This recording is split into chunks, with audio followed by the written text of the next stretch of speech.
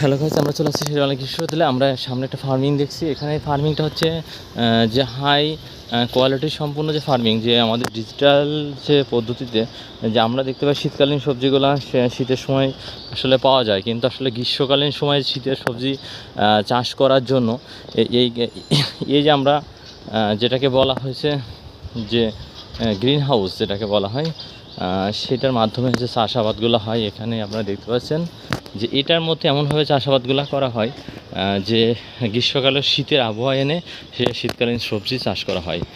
বিশেষ করে অথবা গরমে যে প্রচণ্ড শীতের সময় যে সবজিগুলো আসলে হয় না, সেটা মানে এখানে এমনভাবে চাষ করা হয় যেটার মধ্যে হওয়া সম্ভব।